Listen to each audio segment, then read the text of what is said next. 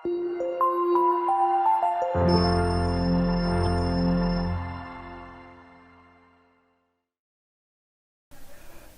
ಸ್ನೇಹಿತರೆ, ಅಮೋಘ ವರ್ಷ ಕೋಚಿಂಗ್ ಸೆಂಟರ್ಗೆ ನಿಮಗೆಲ್ಲ ಸ್ವಾಗತ. ಇವತ್ತಿನ ದಿನಾಂಕ 24 ಆಗಸ್ಟ್ 2022. ಈ ದಿನದ ಪ್ರಮುಖವಾದಂತಹ ಕರೆಂಟ್ ಅಫೇರ್ಸ್ ಟಾಪಿಕ್ಗಳನ್ನು ಡಿಸ್ಕಸ್ ಮಾಡೋಣ. ಲಾಸ್ಟ್ ಸೆಷನ್ನಲ್ಲಿ ಕೇಳಲಾದಂತಹ ಪ್ರಶ್ನೆಯ ಸರಿಯಾದ ಉತ್ತರವನ್ನು ತಿಳಿದುಕೊಳ್ಳೋಣ. ವರ್ಲ್ಡ್ ಜೆಂಡರ್ ಗ್ಯಾಪ್ ಇಂಡೆಕ್ಸ್ ಈ ರಿಪೋರ್ಟನ್ನು ಯಾವ ಸಂಸ್ಥೆಯಿಂದ ರಿಲೀಸ್ ಮಾಡಲಾಗುತ್ತೆ ಅಂತ ಪ್ರಶ್ನೆ ಕೇಳಲಾಗಿತ್ತು. ವಿಶ್ವ ಲಿಂಗ ಅಂತರ ಸೂಚ್ಯಂಕ ಯಾವ ಸಂಸ್ಥೆಯಿಂದ ಬಿಡುಗಡೆಯಾಗುತ್ತೆ ಅಂತ ಪ್ರಶ್ನೆ ಇದೆ. ಆಪ್ಷನ್ಗಳಲ್ಲಿ ವರ್ಲ್ಡ್ ಎಕನಾಮಿಕ್ ಫೋರಂ, ಯುನೆಸ್ಕೋ ಅಥವಾ ವರ್ಲ್ಡ್ ಬ್ಯಾಂಕ್ ಅಥವಾ WHO ಅಂತ ಇದೆ. ಸೊ ಈ ಪ್ರಶ್ನೆಯ ಸರಿಯಾದ ಉತ್ತರ ವರ್ಲ್ಡ್ ಜೆಂಡರ್ ಗ್ಯಾಪ್ ಇಂಡೆಕ್ಸ್ ಅನ್ನು ಪ್ರತಿ ವರ್ಷ ವರ್ಲ್ಡ್ ಎಕನಾಮಿಕ್ ಫೋರಂ ಅನ್ನುವ ಸಂಸ್ಥೆಯಿಂದ ರಿಲೀಸ್ ಮಾಡಲಾಗುತ್ತೆ. 144 ದೇಶಗಳ 2022ರ ಒಂದು ಪಟ್ಟಿಯಲ್ಲಿ ಭಾರತಕ್ಕೆ 135ನೇ ಸ್ಥಾನ ಲಭಿಸಿದ್ದು ನೆನ್ಪಿಟ್ಕೊಳ್ಳಿ. ವರ್ಲ್ಡ್ ಜೆಂಡರ್ ಗ್ಯಾಪ್ ಇಂಡೆಕ್ಸ್ನಲ್ಲಿ ಭಾರತದ ಸ್ಥಾನ 135 ಔಟ್ ಆಫ್ 146. ಪ್ರಥಮ ಅಗ್ರಸ್ಥಾನವನ್ನು ಪಡೆದಂತಹ ದೇಶ ಐಸ್ಲ್ಯಾಂಡ್ ಆಗಿದೆ. ಇನ್ನು ಇವತ್ತಿನ ಪ್ರಶ್ನೆಯನ್ನು ನೋಡೋಣ. What is the clean energy target of India till 2030 ಅಂತ. 2030ರವರೆಗೆ ಭಾರತದ ಶುದ್ಧ ಇಂಧನದ ಗುರಿ ಎಷ್ಟು ಅಂತ ಪ್ರಶ್ನೆ ಇದೆ. ಆಪ್ಷನ್ಗಳಲ್ಲಿ 400 gigawatt, option B 500 gigawatt, option C 600 gigawatt ಅಥವಾ ಆಪ್ಷನ್ ಡಿ 1000 ಗಿಗಾವ್ಯಾಟ್ಸ್ಗಳಷ್ಟು ಅಂತ. ಸೊ ಪ್ರಶ್ನೆಯ ಸರಿಯಾದ ಉತ್ತರವನ್ನು ಕಮೆಂಟ್ ಬಾಕ್ಸ್ನಲ್ಲಿ ಕಮೆಂಟ್ ಮಾಡಿ. ನಾಳೆ ಇದರ ಸರಿಯಾದ ಉತ್ತರವನ್ನು ತಿಳಿದುಕೊಳ್ಳೋಣ. ನಮ್ಮ ಅಮೋಘ ವರ್ಷ ಕೋಚಿಂಗ್ ಸೆಂಟರ್ನಲ್ಲಿ ಹೊಸ PC ಮತ್ತು PSI ಬ್ಯಾಚ್ಗಳು ಅತಿ ಶೀಘ್ರದಲ್ಲಿ ಪ್ರಾರಂಭ ಆಗ್ತಾ ಇದ್ದು, ಇಂಟ್ರೆಸ್ಟ್ ಇರುವಂತಹ ಸೀರಿಯಸ್ ಅಸ್ಪಿರೆಂಟ್ಸ್ಗಳು ವಿಜಯನಗರದಲ್ಲಿರುವಂತಹ ಬ್ರಾಂಚ್ಗೆ ಭೇಟಿ ನೀಡಿ ಅಡ್ಮಿಷನ್ ಮಾಡ್ಕೋಬಹುದು. ನಿಮ್ಮ ಯಾವುದೇ ಕ್ವೆರೀಸ್ಗಳು ಅಥವಾ ಡೌಟ್ಸ್ಗಳಿದ್ರೆ ಈ ಒಂದು ಕಾಂಟ್ಯಾಕ್ಟ್ ನಂಬರನ್ನು ಸಂಪರ್ಕ ಮಾಡುವುದರ ಮೂಲಕ ಕ್ಲಿಯರ್ ಮಾಡ್ಕೋಬಹುದು. ನಮ್ಮ ಯೂಟ್ಯೂಬ್ ಚಾನಲ್ನ ಫಸ್ಟ್ ಟೈಮ್ ಭೇಟಿ ನೀಡ್ತಾ ಇದ್ರೆ ಸಬ್ಸ್ಕ್ರೈಬ್ ಮಾಡಿ, ಬೆಲ್ ಐಕಾನನ್ನು ಕ್ಲಿಕ್ ಮಾಡಿ. ಇದರಿಂದ ನಾವು ಅಪ್ಲೋಡ್ ಮಾಡುವಂತಹ ವಿಡಿಯೋಗಳ ನೋಟಿಫಿಕೇಶನ್ ಪಡಿಬಹುದು. ಈ ಕಂಟೆಂಟ್ ಇಷ್ಟ ಆದರೆ ನಿಮ್ಮ ಫ್ರೆಂಡ್ಸ್ ಜೊತೆ ಮತ್ತು ಎಲ್ಲ ಆಸ್ಪಿರೆಂಟ್ಸ್ ಜೊತೆ ಶೇರ್ ಮಾಡಿ ಅಂತ ಹೇಳ್ತಾ, ನಿಮ್ಮ ಯಾವುದೇ ಕ್ವೆರೀಸ್ಗಳು ಡೌಟ್ಸ್ಗಳು ಇದ್ದರೆ ಕಮೆಂಟ್ ಬಾಕ್ಸ್ನಲ್ಲಿ ಕಮೆಂಟ್ ಮಾಡಿ. ಇನ್ನು ಇವತ್ತಿನ ಆರ್ಟಿಕಲ್ಗೆ ಸಂಬಂಧಿಸಿದಂತಹ ಪ್ರಶ್ನೆಯನ್ನು ನೋಡೋಣ. ಸೆಂಟ್ರಲ್ ಬ್ಯಾಂಕ್ ಡಿಜಿಟಲ್ ಕರೆನ್ಸಿ ಅಥವಾ CBDC ಅಂದರೆ ಏನು ಅಂತ ಪ್ರಶ್ನೆ ಇದೆ. ಸ್ಟೇಟ್ಮೆಂಟ್ಸ್ಗಳಲ್ಲಿ ಇದು ಭಾರತದ ಕ್ರಿಪ್ಟೋ ಕರೆನ್ಸಿ ಆಗಿದೆ. ಸ್ಟೇಟ್ಮೆಂಟ್ 2, ಇವು ವಿಕೇಂದ್ರೀಕೃತವಾದಂತಹ ವರ್ಚುವಲ್ ಕರೆನ್ಸಿಗಳಾಗಿವೆ. ಅಥವಾ ಮೂರನೇ ಹೇಳಿಕೆಯಲ್ಲಿ ಇವುಗಳು ಭಾರತದಲ್ಲಿ ಸಾಮಾನ್ಯ ಫಿಯೇಟ್ ಹಣ ಮತ್ತು ಕಾನೂನು ಟೆಂಡರ್ ಆಗಿ ಕಾರ್ಯನಿರ್ವಹಿಸುತ್ತವೆ ಅಂತ. ಸ್ಟೇಟ್ಮೆಂಟ್ 4, ಇವುಗಳಿಗೆ ಬ್ಲಾಕ್ ಚೈನ್ ತಂತ್ರಜ್ಞಾನದ ಬೆಂಬಲವಿದೆ ಅಂತ ಸ್ಟೇಟ್ಮೆಂಟ್ ಇದೆ. ಸೊ ಇದರಲ್ಲಿ ಯಾವುದು ಸರಿ ಅಂತ ಹೇಳಬೇಕು. ಸೊ ಆಪ್ಷನ್ಗಳಲ್ಲಿ option A 1 statement only, option B 1 ಮತ್ತು 2 ಕರೆಕ್ಟ್, ಅಥವಾ ಆಪ್ಷನ್ ಸಿ 2 ಮತ್ತು 4 ಮಾತ್ರ, ಆಪ್ಷನ್ ಡಿ 3 ಮತ್ತು 4 ಮಾತ್ರ ಅಂತ ಇದೆ. ಸೊ ಸರಿಯಾದ ಉತ್ತರ ಈ ಸ್ಟೇಟ್ಮೆಂಟ್ಗಳಲ್ಲಿ 3ನೇ ಸ್ಟೇಟ್ಮೆಂಟ್ ಮತ್ತು 4ನೇ ಸ್ಟೇಟ್ಮೆಂಟ್ಗಳು ಸರಿಯಾಗಿವೆ. ಸೊ ಹೀಗಾಗಿ option D 3 and 4 statements are correct. ಇನ್ನು ಇದರ ಕುರಿತಾದಂತಹ ಮಾಹಿತಿಯನ್ನು ತಿಳ್ಕೊಳ್ಳೋದಾದರೆ, ರೀಸೆಂಟ್ ಆಗಿ ನಮ್ಮ ಭಾರತೀಯ ರಿಸರ್ವ್ ಬ್ಯಾಂಕ್ನಿಂದ ಈ ಸೆಂಟ್ರಲ್ ಬ್ಯಾಂಕ್ ಡಿಜಿಟಲ್ ಕರೆನ್ಸಿಯನ್ನು ಪಬ್ಲಿಷ್ ಮಾಡುವುದು ಅಥವಾ ರಿಲೀಸ್ ಮಾಡುವ ಒಂದು ನಿರ್ಧಾರವನ್ನು ಕೈಗೊಳ್ಳಲಾಗಿದೆ. ಪ್ರಸ್ತುತ ಹಣಕಾಸು ವರ್ಷದಲ್ಲಿ ಸಗಟು ವ್ಯವಹಾರಗಳೊಂದಿಗೆ ಅಥವಾ ಹೋಲ್ಸೇಲ್ ಬಿಸ್ನೆಸ್ನೊಂದಿಗೆ ಈ ರೀತಿಯಾದಂತಹ ಸೆಂಟ್ರಲ್ ಬ್ಯಾಂಕ್ ಡಿಜಿಟಲ್ ಕರೆನ್ಸಿಯನ್ನು ಮೊದಲ ಬಾರಿಗೆ ಪ್ರಾರಂಭ ಮಾಡುವಂತಹ ನಿರ್ಧಾರವನ್ನು ಕೈಗೊಳ್ಳಲಾಗಿದೆ. 2022-23ರ ಹಣಕಾಸು ವರ್ಷದಲ್ಲಿ ಈ ಒಂದು CBDCಯನ್ನು ಲಾಂಚ್ ಮಾಡುವುದಾಗಿ ನಮ್ಮ ಬಜೆಟ್ನಲ್ಲಿ ಕೇಂದ್ರ ಹಣಕಾಸು ಸಚಿವರಾದಂತಹ ನಿರ್ಮಲಾ ಸೀತಾರಾಮನ್ ಅವರು ಹೇಳಿದರು. ಸೊ ಹೀಗಾಗಿ ಈಗ ಅದರ ಒಂದು ಅನುಷ್ಠಾನವನ್ನು ಜಾರಿಗೊಳಿಸುವಂತಹ ನಿರ್ಧಾರವನ್ನು ಭಾರತೀಯ ರಿಸರ್ವ್ ಬ್ಯಾಂಕ್ನಿಂದ ಮಾಡಲಾಗಿದೆ. ಸೊ ಈ CBDC ಬಗ್ಗೆ ಸ್ವಲ್ಪ ಮಾಹಿತಿಯನ್ನು ತಿಳ್ಕೊಳ್ಳೋದಾದರೆ, ಸೆಂಟ್ರಲ್ ಬ್ಯಾಂಕ್ ಡಿಜಿಟಲ್ ಕರೆನ್ಸಿ ಅಂತ ಇದರ ಫುಲ್ ಫಾರ್ಮ್ ಆಗಿದ್ದು, ಇದು ಬ್ಲಾಕ್ ಚೈನ್ ಟೆಕ್ನಾಲಜಿಯಿಂದ ಬೆಂಬಲಿತವಾದಂತಹ ಒಂದು ಕರೆನ್ಸಿಯಾಗಿದೆ. ಸೊ RBIನ ಪ್ರಕಾರ CBDC ಡಿಜಿಟಲ್ ರೂಪದಲ್ಲಿ ಕೇಂದ್ರೀಯ ಬ್ಯಾಂಕ್ ನೀಡುವಂತಹ ಕಾನೂನುಬದ್ಧ ಟೆಂಡರ್ ಆಗಿದೆ. ಲೀಗಲ್ ಟೆಂಡರ್ ಅಂತ ಕರಿತೇವೆ. ಯಾವ ರೀತಿ ನಾವು ನಮ್ಮ ಕಾಯಿನ್ಸ್ಗಳಾಗಿರ್ಬೋದು, ನೋಟುಗಳಾಗಿರ್ಬೋದು, ಇವುಗಳನ್ನು ಲೀಗಲ್ ಟೆಂಡರ್ ಅಂತ ಕರಿತೇವೆ. ಸೊ ಅದೇ ರೀತಿ ಈ ಸೆಂಟ್ರಲ್ ಬ್ಯಾಂಕ್ ಡಿಜಿಟಲ್ ಕರೆನ್ಸಿಗಳು ಕೂಡ ಕಾರ್ಯವನ್ನು ನಿರ್ವಹಿಸಲಿವೆ. ಇವು ಫಿಯೆಟ್ ಕರೆನ್ಸಿಯಂತೆಯೇ ಇರುತ್ತವೆ ಮತ್ತು ಫಿಯೆಟ್ ಕರೆನ್ಸಿಯೊಂದಿಗೆ ಒಂದಕ್ಕೊಂದು ವಿನಿಮಯ ಮಾಡುವುದು ಅಥವಾ ಟ್ರಾನ್ಸಾಕ್ಷನ್ ಮಾಡಲು ಅನುಕೂಲವಾಗುವಂತೆ ಈ ಡಿಜಿಟಲ್ ಕರೆನ್ಸಿಯನ್ನು ಡೆವಲಪ್ ಮಾಡಲಾಗುವುದು ಅಂತ ಸೆಂಟ್ರಲ್ ಬ್ಯಾಂಕ್ ಹೇಳಿದೆ. ಸೊ ಇದರ ರೂಪ ಮಾತ್ರ ಬೇರೆ ಆಗಿರುತ್ತೆ. ಇದು ಡಿಜಿಟಲ್ ಫಾರ್ಮ್ನಲ್ಲಿ ಅವೈಲೇಬಲ್ ಆಗಿರುತ್ತೆ. ಇದರಲ್ಲಿ ಯಾವುದೇ ರೀತಿಯಾದಂತಹ ಫಿಸಿಕಲ್ ಆದಂತಹ ಅಂದರೆ ನೋಟ್ ಆಗಿರ್ಬೋದು, ಕಾಯಿನ್ ಆಗಿರ್ಬೋದು, ಈ ರೀತಿಯಾದಂತಹ ರೂಪದಲ್ಲಿ ಈ ಕರೆನ್ಸಿ ಇರುವುದಿಲ್ಲ. ಸೊ ಆಲ್ರೆಡಿ ಡಿಸ್ಕಸ್ ಮಾಡಿದ ಹಾಗೆ ಇದು ಬ್ಲಾಕ್ ಚೈನ್ ಅನ್ನುವ ಒಂದು ತಂತ್ರಜ್ಞಾನದಿಂದ ಸಪೋರ್ಟನ್ನು ಪಡೆದುಕೊಂಡು ವಾಲೆಟ್ಸ್ಗಳ ಮುಖಾಂತರ ಈ ಹಣದ ವಹಿವಾಟನ್ನು ಮಾಡುವ ರೀತಿಯಲ್ಲಿ ಇದನ್ನು ಡಿಸೈನ್ ಮಾಡಲಾಗಿರುತ್ತೆ. ಸೊ ನಮಗೆಲ್ಲ ಗೊತ್ತಿರುವ ಹಾಗೆ ಬಿಟ್ಕಾಯಿನ್ಗಳಾಗಿರ್ಬೋದು, ಕ್ರಿಪ್ಟೋ ಕರೆನ್ಸಿಗಳಾಗಿರ್ಬೋದು, ಅದೇ ರೀತಿಯಾದಂತಹ ಈ ಡಿಜಿಟಲ್ ಕರೆನ್ಸಿ ಅವುಗಳಿಂದ ಪ್ರೇರಿತವಾಗಿದ್ದರೂ ಸಹಿತ ಇವುಗಳು ಸಾಕಷ್ಟು ಭಿನ್ನವಾಗಿರುತ್ತವೆ. ಫಾರ್ ಎಕ್ಸಾಂಪಲ್, ಈ ಕ್ರಿಪ್ಟೋ ಕರೆನ್ಸಿಗಳಿಗೆ ಅಥವಾ ವರ್ಚುವಲ್ ಕರೆನ್ಸಿ ಏನಿರ್ತವೆ, ವಿಕೇಂದ್ರೀಕೃತವಾದಂತಹ ವರ್ಚುವಲ್ ಕರೆನ್ಸಿಗಳು, ಇವುಗಳಿಗೆ ಯಾವುದೇ ರೀತಿಯಾದಂತಹ ನಮ್ಮ ಸರ್ಕಾರದಿಂದ ಮಾನ್ಯತೆಯನ್ನು ನೀಡಲಾಗಿರುವುದಿಲ್ಲ. ಅದೇ ರೀತಿ ಲೀಗಲ್ ಆಗಿ ಇವನ್ನ ಲೀಗಲ್ ಟೆಂಡರ್ ಅಂತ ಕನ್ಸಿಡರ್ ಮಾಡಲಾಗುವುದಿಲ್ಲ. ಕಾನೂನು ಮಾನ್ಯ ಚಲಾವಣೆ ಅಂತ ಈ ಕ್ರಿಪ್ಟೋ ಕರೆನ್ಸಿಗಳಾಗಿರ್ಬೋದು, ಈ ಬಿಟ್ಕಾಯಿನ್ಸ್ ಆಗಿರ್ಬೋದು, ಇವುಗಳನ್ನು ಕರೆಯಲಾಗುವುದಿಲ್ಲ. ಆದರೆ ಸೆಂಟ್ರಲ್ ಬ್ಯಾಂಕ್ ಡಿಜಿಟಲ್ ಕರೆನ್ಸಿ ಈ ಕಾನೂನುಬದ್ಧ ಟೆಂಡರ್ ಪ್ಲಸ್ ಫಿಯಟ್ ಕರೆನ್ಸಿಯಾಗಿ ಕಾರ್ಯವನ್ನು ನಿರ್ವಹಿಸಲಿವೆ ಅಂತ ಸೆಂಟ್ರಲ್ ಬ್ಯಾಂಕ್ ಅಂದರೆ ರಿಸರ್ವ್ ಬ್ಯಾಂಕ್ ಆಫ್ ಇಂಡಿಯಾದಿಂದ ಹೇಳಲಾಗಿದೆ. ಈ ಒಂದು ಡಿಸ್ಕಷನಲ್ಲಿ ಬಂದಂತಹ ಈ ಕೀ ಟರ್ಮ್ಸ್ಗಳಾದಂತಹ ಕಾನೂನುಬದ್ಧ ಟೆಂಡರ್ ಮತ್ತು ಫಿಯಟ್ ಕರೆನ್ಸಿ ಅಂದರೆ ಏನು ಅಂತ ತಿಳ್ಕೊಳ್ಳೋಣ. ಕಾನೂನುಬದ್ಧ ಅಂದರೆ ಲೀಗಲ್ ಟೆಂಡರ್ ಅಂತಂದರೆ ಏನು ತಿಳ್ಕೊಳ್ಳೋದಾದರೆ, ಇವು ಕಾನೂನುಬದ್ಧವಾಗಿ ಬಳಸಬಹುದಾದಂತಹ ಯಾವುದೇ ರೀತಿಯಾದಂತಹ ಸಾಲಗಳಾಗಿರ್ಬೋದು, ಆಬ್ಲಿಗೇಷನ್ಸ್ಗಳಾಗಿರ್ಬೋದು, ಇವುಗಳನ್ನು ಪಾವತಿ ಮಾಡುವ ನಿಟ್ಟಿನಲ್ಲಿ ಬಳಸುವಂತಹ ಕರೆನ್ಸಿಯನ್ನು ಲೀಗಲ್ ಟೆಂಡರ್ ಅಂತ ಕರೆಯಲಾಗುತ್ತೆ. ಅದೇ ರೀತಿ ಫಿಯಟ್ ಕರೆನ್ಸಿ ಅಂತಂದರೆ ಸರ್ಕಾರದಿಂದ ಆದೇಶದ ಹೊರಡಿಸಿ, ಅಂದರೆ ಗೌರ್ಮೆಂಟ್ನಿಂದ ಒಂದು ಆರ್ಡರನ್ನು ಪರಿಗಣಿಸಿ central bank of India central bank ಅಲ್ಲ, ರಿಸರ್ವ್ ಬ್ಯಾಂಕ್ ಆಫ್ ಇಂಡಿಯಾದಿಂದ ಈ ಫಿಯಟ್ ಹಣವನ್ನು ಮುದ್ರಿಸಲಾಗುತ್ತೆ. ಫಾರ್ ಎಕ್ಸಾಂಪಲ್, ನಾವು ಈಗ ದಿನನಿತ್ಯದಲ್ಲಿ ಬಳಸುವಂತಹ ನೋಟ್ಸ್ಗಳಾಗಿರ್ಬೋದು, ಕಾಯಿನ್ಸ್ಗಳಾಗಿರ್ಬೋದು, ಇವುಗಳನ್ನು ಲೀಗಲ್ ಟೆಂಡರ್ ಮತ್ತು ಫಿಯಟ್ ಕರೆನ್ಸಿ ಎರಡು ಅಂತ ಕರೆಯಲಾಗುತ್ತೆ. ಅದೇ ರೀತಿ ಈ ಸೆಂಟ್ರಲ್ ಬ್ಯಾಂಕ್ ಡಿಜಿಟಲ್ ಕರೆನ್ಸಿ ಅಥವಾ CBDC ಕೂಡ ಲೀಗಲ್ ಟೆಂಡರ್ ಪ್ಲಸ್ ಫಿಯಟ್ ಕರೆನ್ಸಿಯಾಗಿ ಕಾರ್ಯವನ್ನು ನಿರ್ವಹಿಸಲಿವೆ. ಸೊ ಕಾನ್ಸೆಪ್ಟ್ ಕ್ಲಿಯರ್ ಆಯಿತು ಅಂತ ಅನ್ಕೋತೀನಿ. ಈ ಸ್ಕ್ರೀನ್ಶಾಟನ್ನು ತೆಗೆದುಕೊಂಡು ನೋಟ್ಸ್ ಮಾಡಿ ಇಟ್ಕೊಳ್ಳಿ, ಲೀಗಲ್ ಟೆಂಡರ್ ಮತ್ತು ಫಿಯಟ್ ಕರೆನ್ಸಿ ಏನು ಅಂತ. ಅದೇ ರೀತಿ ಈಗ ರಿಲೀಸ್ ಮಾಡ್ತಾ ಇರುವಂತಹ ಸೆಂಟ್ರಲ್ ಬ್ಯಾಂಕ್ ಡಿಜಿಟಲ್ ಕರೆನ್ಸಿ ಕೂಡ ಈ ಬ್ಲಾಕ್ ಚೈನ್ ಟೆಕ್ನಾಲಜಿ ಅನ್ನುವ ತಂತ್ರಜ್ಞಾನವನ್ನು ಆಧರಿಸಿ ಡಿಸೈನ್ ಮಾಡಲಾದಂತಹ ಕರೆನ್ಸಿ ಆಗಿದೆ. ಇದನ್ನು ರಿಸರ್ವ್ ಬ್ಯಾಂಕ್ನಿಂದ ಸೆಂಟ್ರಲೈಸ್ ಆಗಿ ಕಂಟ್ರೋಲ್ ಮಾಡಲಾಗುತ್ತದೆ. ಸೊ ಮುಂದಿನ ಪ್ರಶ್ನೆಯನ್ನು ನೋಡೋಣ. ಟೊಮೆಟೊ ಜ್ವರಕ್ಕೆ ಸಂಬಂಧಿಸಿದಂತಹ ಈ ಒಂದು ಹೇಳಿಕೆಗಳಲ್ಲಿ ಯಾವುದು ಸರಿಯಾಗಿದೆ ಅಂತ ಹೇಳಬೇಕು. ಸ್ಟೇಟ್ಮೆಂಟ್ 1, ಟೊಮೆಟೊ ಜ್ವರ ಅಥವಾ ಟೊಮೆಟೊ ಫೀವರ್ ಅಂತ ಏನು ನ್ಯೂಸ್ನಲ್ಲಿದೆ, ಇದು ಒಂದು ವೈರಲ್ ಕಾಯಿಲೆಯಾಗಿದೆ ಅಂತ ಸ್ಟೇಟ್ಮೆಂಟ್ ಇದೆ. ಎರಡನೇ ಸ್ಟೇಟ್ಮೆಂಟ್ ನೋಡೋದಾದರೆ, ಇದು ಜೀವಕ್ಕೆ ಅಪಾಯವನ್ನು ತಂದೊಡ್ಡುವಂತಹ ಕಾಯಿಲೆಯಾಗಿದೆ ಅಂತ ಸ್ಟೇಟ್ಮೆಂಟ್ ಇದೆ. ಮೂರನೇ ಸ್ಟೇಟ್ಮೆಂಟ್, ಈ ಟೊಮೆಟೊ ಫೀವರ್ ಸ್ವಯಂ ಸೀಮಿತವಾದಂತಹ ಕಾಯಿಲೆಯಾಗಿದೆ ಅಂತ. ನಾಲ್ಕನೇ ಸ್ಟೇಟ್ಮೆಂಟ್, ಇದು ಯಾವುದೇ ರೀತಿಯಾದಂತಹ ನಿರ್ದಿಷ್ಟ ಔಷಧವನ್ನು ಹೊಂದಿಲ್ಲ ಅಂತ ಸ್ಟೇಟ್ಮೆಂಟ್ ಇದೆ. ಇವುಗಳ ಆಪ್ಷನ್ಗಳನ್ನು ನೋಡೋದಾದರೆ, ಆಪ್ಷನ್ 1 ಸ್ಟೇಟ್ಮೆಂಟ್ 1 ಮತ್ತು 2 ಮಾತ್ರ ಕರೆಕ್ಟ್ ಆಗಿದೆ ಅಂತ. ಆಪ್ಷನ್ ಬಿ 1, 2, 3 ಸ್ಟೇಟ್ಮೆಂಟ್ ಮಾತ್ರ ಕರೆಕ್ಟ್ ಆಗಿದೆ ಅಂತ. Option C 1, 3 and 4 statement correct ಆಗಿದೆ ಅಂತ. ಅಥವಾ ಆಪ್ಷನ್ ಡಿ ಮೇಲಿನ ಯಾವ ಹೇಳಿಕೆಯೂ ಸರಿಯಾಗಿಲ್ಲ ಅಂತ ಇದೆ. ಸೊ ಇದರ ಸರಿಯಾದ ಉತ್ತರ option C, statement 1, 3 and 4 are correct. ಅಂದರೆ ಟೊಮೆಟೊ ಜ್ವರ ಒಂದು ವೈರಲ್ ಕಾಯಿಲೆಯಾಗಿದೆ, ಇದು ಸರಿಯಾದ ಸ್ಟೇಟ್ಮೆಂಟ್ ಆಗಿದೆ. ಮೂರನೇ ಸ್ಟೇಟ್ಮೆಂಟ್, ಟೊಮೆಟೊ ಜ್ವರ ಒಂದು ಸ್ವಯಂ ಸೀಮಿತವಾದಂತಹ ಕಾಯಿಲೆಯಾಗಿದೆ, ಇದು ಕೂಡ ಕರೆಕ್ಟ್ ಆಗಿದೆ. ಅದೇ ರೀತಿ ನಾಲ್ಕನೇ ಸ್ಟೇಟ್ಮೆಂಟ್, ಇದಕ್ಕೆ ಯಾವುದೇ ರೀತಿಯಾದಂತಹ ನಿರ್ದಿಷ್ಟವಾದಂತಹ ಸ್ಪೆಸಿಫಿಕ್ ಆದಂತಹ ಮೆಡಿಸಿನ್ ಇಲ್ಲ ಅನ್ನೋದು ಕೂಡ ಕರೆಕ್ಟ್ ಆಗಿದೆ.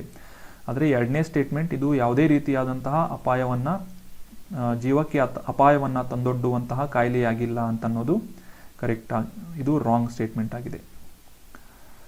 So 1, 3 and 4 are correct. ಇದಕ್ಕೆ ಸಂಬಂಧಿಸಿದಂತಹ ಒಂದು ಆರ್ಟಿಕಲ್ ರೀಸೆಂಟಾಗಿ ನ್ಯೂಸ್ ಪೇಪರ್ನಲ್ಲಿ ಪಬ್ಲಿಷ್ ಆಗಿತ್ತು. ನಮ್ಮ ಭಾರತದ ಕೇರಳದಲ್ಲಿ ಈ ಒಂದು 5 ವರ್ಷಕ್ಕಿಂತ ಕಡಿಮೆ ವಯಸ್ಸಿನ ಮಕ್ಕಳಲ್ಲಿ ಈ ಟೊಮೆಟೊ ಜ್ವರ ಕಂಡು ಬರ್ತಾ ಇದೆ, ಈ ಹೊಸ ಸೋಂಕು ಭಾರತದಲ್ಲಿ ಕಂಡು ಬರ್ತಾ ಇದೆ ಅಂತ ಲ್ಯಾನ್ಸೆಟ್ ಅನ್ನುವ ರೆಸ್ಪಿರೇಟರಿ ಜರ್ನಲ್ನಲ್ಲಿ ರಿಪೋರ್ಟನ್ನು ನೀಡಲಾಗಿದೆ. ಸೊ ಸೊ ಮೇ 6ರಂದು ಮೊದಲ ಬಾರಿಗೆ ಕೇರಳದ ಕೊಲ್ಲಂನಲ್ಲಿ ಭಾರತದಲ್ಲಿ ಈ ಜೀವಕ್ಕೆ ಅಪಾಯಕಾರಿಯಲ್ಲದ ಒಂದು ವೈರಸ್ ಟೊಮೆಟೊ ಜ್ವರ ಅನ್ನುವ ಒಂದು ಹೆಸರಿನಿಂದ ಗುರುತಿಸಲಾಗಿತ್ತು. ಸೊ ಇದು ಯಾವುದೇ ರೀತಿಯಾದಂತಹ ಜೀವಕ್ಕೆ ಅಪಾಯಕಾರಿ ಅಲ್ಲದಂತಹ ಒಂದು ಜ್ವರವಾಗಿದ್ದು, ಇದು ನಮ್ಮ ರೆಗ್ಯುಲರ್ ಆದಂತಹ ನಾವು ಸಾಮಾನ್ಯವಾಗಿ ಕಾಣುವಂತಹ ಚಿಕನ್ ಗುನ್ಯಾದಂತೆ ಇರುತ್ತದೆ. ಇದರ ರೋಗ ಲಕ್ಷಣಗಳು ಕೂಡ ಚಿಕನ್ ಗುನ್ಯಾದಂತೆ ಇದ್ದು, ತೀವ್ರವಾದಂತಹ ಜ್ವರ, ದದ್ದುಗಳಾಗಿರ್ಬೋದು, ಕೀಲುಗಳಲ್ಲಿ ತೀವ್ರವಾದಂತಹ ನೋವುಗಳು ಸೇರಿದಂತೆ ಸಾಮಾನ್ಯ ಲಕ್ಷಣಗಳನ್ನು ಈ ಟೊಮೆಟೊ ಜ್ವರದಲ್ಲಿ ನಾವು ಕಾಣಬಹುದಾಗಿದೆ. ಆಗಲೇ ಡಿಸ್ಕಸ್ ಮಾಡಿದ ಹಾಗೆ ಜ್ವರ ಮತ್ತು ಬಾಡಿ ಪೇನ್ ಇದರ ಮುಖ್ಯವಾದಂತಹ ಲಕ್ಷಣಗಳಾಗಿದ್ದು, ಈ ಟೊಮೆಟೊ ಜ್ವರ ಏನಿದೆ ಕಾಕ್ಸಾಕಿ ವೈರಸ್ A16 ಅನ್ನುವ ಒಂದು ವೈರಸ್ ಪ್ರಭೇದದಿಂದ ಹುಟ್ಟುವಂತಹ ಒಂದು ಕಾಯಿಲೆಯಾಗಿದೆ. ಇದು ಎಂಟ್ರೋವೈರಸ್ ಅನ್ನುವ ಒಂದು ವೈರಸ್ ಫ್ಯಾಮಿಲಿಗೆ ಸೇರಿದಂತಹ ವೈರಸ್ ಆಗಿದೆ. ಕಾಕ್ಸಾಕಿ ವೈರಸ್ A16 ಅನ್ನುವ ವೈರಸ್, ಇದರಿಂದ ಟೊಮೆಟೊ ಜ್ವರ ಕಾಣಿಸಿಕೊಳ್ಳುತ್ತದೆ. ಸದ್ಯಕ್ಕೆ ಭಾರತದಲ್ಲಿ ಈ 5 ವರ್ಷಕ್ಕಿಂತ ಕಡಿಮೆ ವಯಸ್ಸಿನ ಮಕ್ಕಳಲ್ಲಿ ಈ ಒಂದು ಟೊಮೆಟೊ ಜ್ವರ ರೆಕಾರ್ಡ್ ಆಗಿದೆ. ಮುಂದಿನ ಪ್ರಶ್ನೆಯನ್ನು ನೋಡೋಣ. What is meant by permanent chemicals ಅಂದರೆ ಶಾಶ್ವತ ರಾಸಾಯನಿಕಗಳು ಅಂದರೆ ಏನು ಅಂತ ಪ್ರಶ್ನೆ ಇದೆ.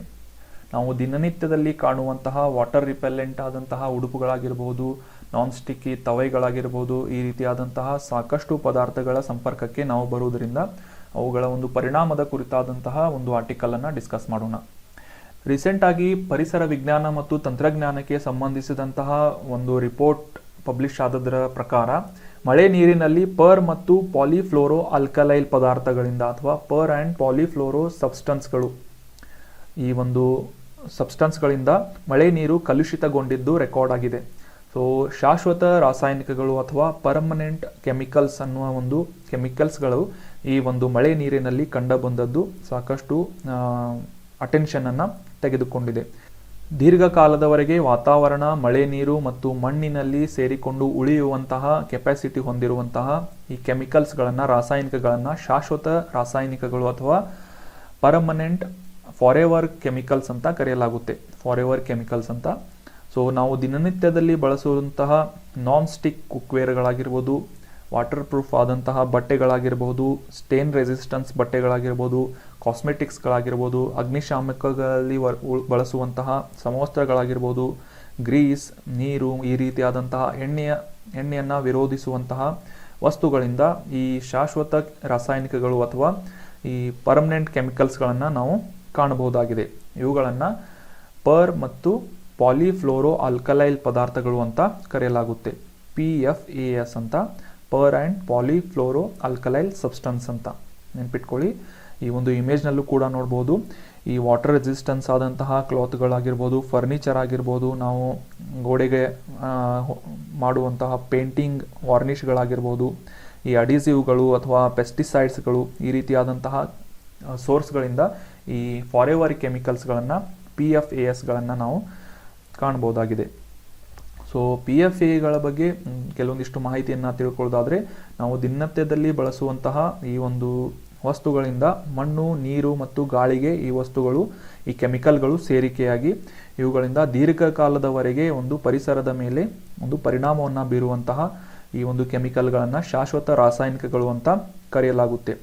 ಸೊ ಮೇಲಿಂದ ಮೇಲೆ ಈ ರೀತಿಯಾದಂತಹ ರಾಸಾಯನಿಕಗಳಿಗೆ ಜನರು ಮತ್ತು ಪ್ರಾಣಿಗಳು ಸಂಪರ್ಕಕ್ಕೆ ಬರುವುದರಿಂದ ಅವುಗಳ ಆರೋಗ್ಯದ ಮೇಲೆ ಸಾಕಷ್ಟು ರೀತಿಯಾದಂತಹ ಪರಿಣಾಮಗಳನ್ನು ಬೀರುವಂತಹ ಸಾಮರ್ಥ್ಯ ಈ ಶಾಶ್ವತ ರಾಸಾಯನಿಕಗಳಲ್ಲಿ ಇರುತ್ತೆ.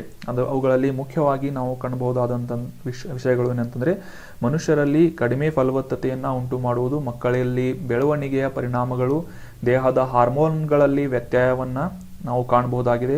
ಅದೇ ರೀತಿ ಈ ಕೊಲೆಸ್ಟ್ರಾಲ್ ಮಟ್ಟವನ್ನು ಹೆಚ್ಚಿಸುವ ನಿಟ್ಟಿನಲ್ಲಿ ಕೂಡ ಈ ಒಂದು ರಾಸಾಯನಿಕಗಳು ಕೆಲಸ ಮಾಡುತ್ತವೆ. ಅದೇ ರೀತಿ ಸಾಕಷ್ಟು ರೀತಿಯಾದಂತಹ ಕ್ಯಾನ್ಸರ್ಗಳ ಅಪಾಯವನ್ನು ಕೂಡ ಈ ಒಂದು ಶಾಶ್ವತ ರಾಸಾಯನಿಕಗಳು ಮನುಷ್ಯರಿಗೆ ಮತ್ತು ಪ್ರಾಣಿಗಳಲ್ಲಿ ತಂದೊಡ್ಡುವಂತಹ ಸಾಮರ್ಥ್ಯವನ್ನು ಹೊಂದಿವೆ. ಸೊ PFAS ಅಂತಂದರೆ ಏನು ಅಂತ ಕ್ಲಿಯರ್ ಆಯಿತು ಅಂತ ಅನ್ಕೋತೀನಿ. ಪರ್ ಆ್ಯಂಡ್ ಪಾಲಿಫ್ಲೋರೋ ಆಲ್ಕಲೈಲ್ ಸಬ್ಸ್ಟೆನ್ಸ್ ಅಂತ. ಸೊ ಈ ರೀತಿಯಾದಂತಹ ಡಿಸ್ಕಷನ್ನಲ್ಲಿ ಸಾಕಷ್ಟು ಮಾಹಿತಿಗಳನ್ನು ನೀವು ಗ್ರಾಸ್ಪ್ ಮಾಡ್ಕೊಳ್ತಾ ಇರ್ತೀರಾ, ಅಬ್ಸರ್ವ್ ಮಾಡ್ಕೊಳ್ತಾ ಇರ್ತೀರಾ. ಸೊ ಇವುಗಳನ್ನು ನೋಟ್ಸ್ ಮಾಡಿ ಇಟ್ಕೊಂಡು ರಿವೈಸ್ ಮಾಡ್ತಾ ಇರಿ. ಇವುಗಳಿಂದ ಎಕ್ಸಾಮ್ಗೆ ಪ್ರಿಪೇರ್ ಆಗಲು ನಿಮಗೆ ಹೆಲ್ಪ್ ಆಗುತ್ತೆ. ಈ ರೀತಿಯಾದಂಥ ಪಾಯಿಂಟ್ಸ್ಗಳನ್ನು ನೀವು ಈ ಪರಿಸರ ಮಾಲಿನ್ಯಕ್ಕೆ ಸಂಬಂಧಿಸಿದಂತಹ ಸಾಕಷ್ಟು ಟಾಪಿಕ್ಸ್ಗಳ ಮೇಲೆ ಎಸ್ಸೆಗಳು ಬಂದರೆ ಈ ಪಾಯಿಂಟ್ಸ್ಗಳನ್ನು ನೀವು ಆ್ಯಡ್ ಮಾಡಿ ಹೆಚ್ಚಿನ ಅಂಕಗಳನ್ನು ಪಡೆದುಕೊಳ್ಳಲು ಸಹಾಯ ಆಗುತ್ತೆ. ಸೊ ಮುಂದಿನ ಪ್ರಶ್ನೆಯನ್ನು ನೋಡೋಣ. ಯಾವ ಆಕಾಶಕಾಯದ ಅನ್ವೇಷಣೆಗಾಗಿ ನಾಸಾದಿಂದ ಆರ್ಟೆಮಿಸ್ ಅನ್ನುವ ಮಿಷನ್ ಪ್ರಾರಂಭ ಮಾಡಲಾಗಿದೆ ಅಂತ ಪ್ರಶ್ನೆ ಇದೆ. ಆಪ್ಷನ್ಗಳಲ್ಲಿ ಸೂರ್ಯ, ಚಂದ್ರ, ಗುರು ಅಥವಾ ಶುಕ್ರ ಅಂತ ಇದೆ. ಸರಿಯಾದ ಉತ್ತರ ಆಪ್ಷನ್ ಬಿ, ಚಂದ್ರ. ಮೂನ್ ಎಕ್ಸ್ಪ್ಲೋರೇಷನ್ ಸಲುವಾಗಿ ಈ ಆರ್ಟೆಮಿಸ್ ಅನ್ನುವ ಮಿಷನ್ ನಾಸಾದಿಂದ, ಅಮೆರಿಕದ ಬಾಹ್ಯಾಕಾಶ ಸಂಸ್ಥೆಯಾದಂತಹ ಸಂಶೋಧನಾ ಸಂಸ್ಥೆಯಾದಂತಹ ನಾಸಾದಿಂದ ಆರ್ಟೆಮಿಸ್ ಮಿಷನ್ ಪ್ರಾರಂಭ ಮಾಡಲಾಗಿದೆ. ಸೊ ಇದರ ಕುರಿತಾದಂತಹ ಆರ್ಟಿಕಲ್ ಅನ್ನು ಡಿಸ್ಕಸ್ ಮಾಡೋಣ. ರೀಸೆಂಟ್ ಆಗಿ ನಾಸಾದ ಆರ್ಟೆಮಿಸ್ ಅನ್ನುವ ಮಿಷನ್ನಲ್ಲಿ ಈ ಚಂದ್ರನ ಮೇಲಿನ 13 ಪ್ರದೇಶಗಳನ್ನು, ಈ ನಾಸಾದ ಆರ್ಟೆಮಿಸ್ 3 ಮಿಷನ್ನ ಲ್ಯಾಂಡ್ ಆಗುವ ಒಂದು ಸಂಭಾವ್ಯ ಲ್ಯಾಂಡಿಂಗ್ ಸೈಟ್ಗಳಾಗಿ 13 ಪ್ರದೇಶಗಳನ್ನು ಗುರುತಿಸಲಾಗಿದೆ, ಆಯ್ಕೆ ಮಾಡಲಾಗಿದೆ. ಸೊ ಮುಖ್ಯವಾಗಿ ಈ ಚಂದ್ರನ ದಕ್ಷಿಣ ಧ್ರುವವನ್ನು ಎಕ್ಸ್ಪ್ಲೋರ್ ಮಾಡುವಂತಹ ಒಂದು ನಿಟ್ಟಿನಲ್ಲಿ ನಾಸಾ ಸಂಸ್ಥೆಯಿಂದ ಆರ್ಟೆಮಿಸ್ 3 ಅನ್ನೋ ಮಿಷನ್ ಲಾಂಚ್ ಮಾಡಲಾಗಿದೆ. ಈ ಕಾರ್ಯಕ್ರಮವು ಮುಖ್ಯವಾಗಿ ಯು ಎಸ್ನ ಗೌರ್ಮೆಂಟ್ನಿಂದ ಧನ ಸಹಾಯವನ್ನು ಪಡೆದು ಅಂತಾರಾಷ್ಟ್ರೀಯವಾದಂತಹ ಮಾನವ ಬಾಹ್ಯಾಕಾಶ ಹಾರಾಟ ಅಥವಾ ಹ್ಯೂಮನ್ ಸ್ಪೇಸ್ ಎಕ್ಸ್ಪ್ಲೋರೇಷನ್ ಪ್ರೋಗ್ರಾಮ್ ಆಗಿ ಈ ಆರ್ಟೆಮಿಸ್ 3 ಅನ್ನೋ ಮಿಷನ್ ಲಾಂಚ್ ಮಾಡಲಾಗಿದೆ. ಇದರ ಮುಖ್ಯ ಉದ್ದೇಶವನ್ನು ತಿಳ್ಕೊಳ್ಳೋದಾದರೆ 2024ರವರೆಗೆ ಚಂದ್ರನ ಮೇಲೆ, ಅಂದರೆ ಮುಖ್ಯವಾಗಿ ದಕ್ಷಿಣ ಧ್ರುವದ ಪ್ರದೇಶಕ್ಕೆ ಮಾನವ ಸಹಿತವಾದಂತಹ ಮಿಷನ್ ಲಾಂಚ್ ಮಾಡುವ ಉದ್ದೇಶದಿಂದ ಈ ಒಂದು ಆರ್ಟೆಮಿಸ್ 3 ಮಿಷನ್ ಏನಿದೆ ಮುಖ್ಯವಾಗಿ ಕೆಲಸವನ್ನು ಮಾಡ್ತಾ ಇದೆ.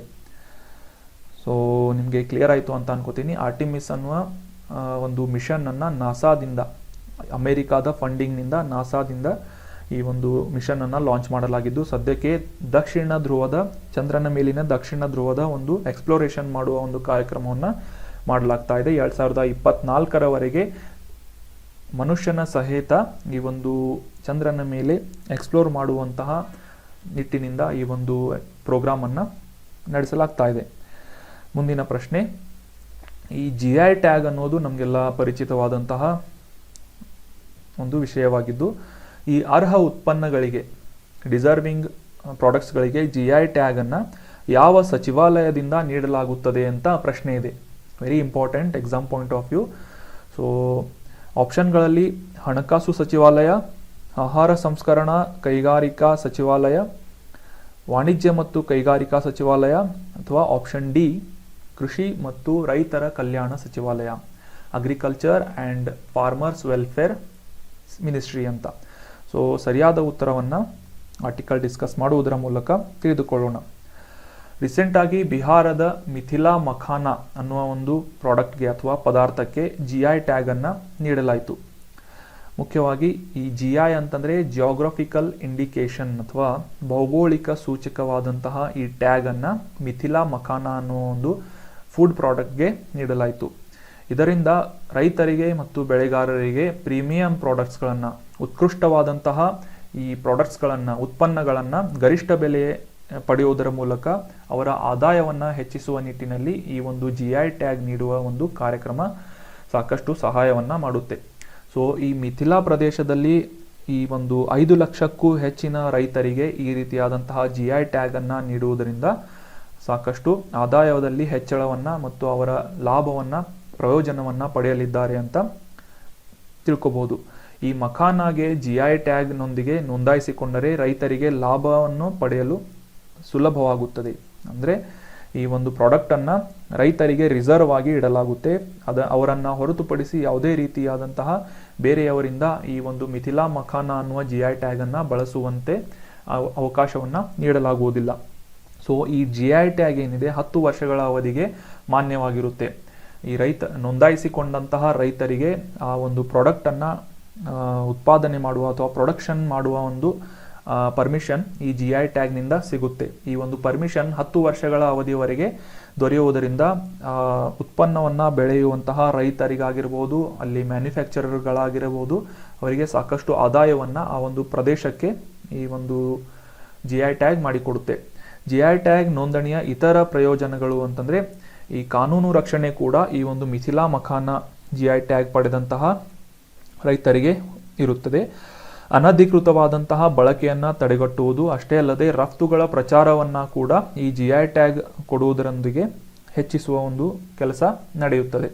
ಸೊ ಈ GI ಟ್ಯಾಗ್ ಅಧಿಕೃತವಾದಂತಹ ಬಳಕೆದಾರರಿಗಾಗಿ ನೋಂದಾಯಿಸಿಕೊಂಡವರ ಹೊರತುಪಡಿಸಿ ಬೇರೆ ಯಾರೂ ಈ ರೀತಿಯಾದಂತಹ ಜನಪ್ರಿಯವಾದಂತಹ ಉತ್ಪನ್ನದ ಹೆಸರನ್ನು ಬಳಸಲು ಅನುಮತಿ ನೀಡಲಾಗುವುದಿಲ್ಲ. ಇದಕ್ಕೆ ಕಾನೂನಿನ ರಕ್ಷಣೆ ಕೂಡ ಇರುತ್ತದೆ, ಅಂದರೆ ಇದಕ್ಕೆ ಲೀಗಲ್ ಎನ್ಫೋರ್ಸ್ಮೆಂಟ್ ಕೂಡ ಇರುತ್ತದೆ. ಸೊ ಸಪೋಸ್ ಯಾರಾದರೂ ಈ ರೀತಿಯಾದಂತಹ ಪ್ರಾಡಕ್ಟ್ಸ್ಗಳನ್ನು ಆ ಒಂದು ಹೆಸರನ್ನು ಉಪಯೋಗಿಸಿಕೊಂಡು ಪ್ರೊಡ್ಯೂಸ್ ಮಾಡಿದ್ದೇ ಆದರೆ ಅಥವಾ ಬೆಳೆದಿದ್ದೇ ಆದರೆ ಅವರ ಮೇಲೆ ಕಾನೂನಿನ ಕ್ರಮಗಳನ್ನು ಕೂಡ ಕೈಗೊಳ್ಳಲಾಗುತ್ತದೆ. ಸೊ ಸದ್ಯಕ್ಕೆ GI ಟ್ಯಾಗನ್ನು ಪಡೆದಂತಹ ಬಿಹಾರದ ಮಿಥಿಲಾ ಮಖಾನ ಸಾಕಷ್ಟು ನ್ಯೂಸ್ನಲ್ಲಿದೆ. ಬಿಹಾರದ ಮಿಥಿಲಾ ಮಖಾನ ಅಂತಂದರೆ ಬಿಹಾರ ರಾಜ್ಯದ ಮಿಥಿಲಾದಲ್ಲಿ ಈ ಒಂದು ಡ್ರೈ ಸ್ನ್ಯಾಕ್ಸ್ ಅಂತ ಈ ಮಖಾನಾಗೆ ಕರೆಯಲಾಗುತ್ತೆ, ಬಿಹಾರ್ ಮಖಾನ ಅಂತ. ಸೊ ಪ್ರಶ್ನೆಗೆ ಹಿಂತಿರುಗಿ ನೋಡಿದಾಗ ಅರ್ಹ ಉತ್ಪನ್ನಗಳಿಗೆ GI ಟ್ಯಾಗನ್ನು ಯಾವ ಸಚಿವಾಲಯದಿಂದ ನೀಡಲಾಗುತ್ತೆ ಅಂತ ಪ್ರಶ್ನೆ ಇದೆ. ಸೊ ಇದರ ಸರಿಯಾದ ಉತ್ತರವನ್ನು ಕಮೆಂಟ್ ಬಾಕ್ಸ್ನಲ್ಲಿ ಕಮೆಂಟ್ ಮಾಡಿ. ನಾಳೆ ಇದರ ಕರೆಕ್ಟ್ ಆನ್ಸರನ್ನು ತಿಳ್ಕೊಳ್ಳೋಣ. ಹಣಕಾಸು ಸಚಿವಾಲಯ, ಆಪ್ಷನ್ ಬಿ ಆಹಾರ ಸಂಸ್ಕರಣಾ food processing and industries ministry ಅಥವಾ ಆಹಾರ ಸಂಸ್ಕರಣಾ ಕೈಗಾರಿಕೆಗಳ ಸಚಿವಾಲಯ, ಆಪ್ಷನ್ ಸಿ ವಾಣಿಜ್ಯ ಮತ್ತು ಕೈಗಾರಿಕಾ ಸಚಿವಾಲಯ, ಆಪ್ಷನ್ ಡಿ ಕೃಷಿ ಮತ್ತು ರೈತರ ಕಲ್ಯಾಣ ಸಚಿವಾಲಯ. ಈ ಆಪ್ಷನ್ಗಳಲ್ಲಿ ಸರಿಯಾದ ಉತ್ತರವನ್ನು ಕಮೆಂಟ್ ಬಾಕ್ಸ್ನಲ್ಲಿ ಕಮೆಂಟ್ ಮಾಡಿ. ನಾಳೆ ಇದರ ಕರೆಕ್ಟ್ ಆನ್ಸರನ್ನು ತಿಳಿದುಕೊಳ್ಳೋಣ. So that was all about today's discussion friends. ನಿಮ್ಮ ಯಾವುದೇ ಕ್ವೆರೀಸ್ಗಳು, ಡೌಟ್ಸ್ಗಳಿದ್ದರೆ ಕಮೆಂಟ್ ಬಾಕ್ಸ್ನಲ್ಲಿ ಕಮೆಂಟ್ ಮಾಡಿ. ಸಜೆಷನ್ಗಳಿದ್ದರೆ ಕೂಡ ಕಮೆಂಟ್ ಮಾಡಿ ಅಂತ ಹೇಳ್ತಾ thank you so much for joining. Have an awesome day.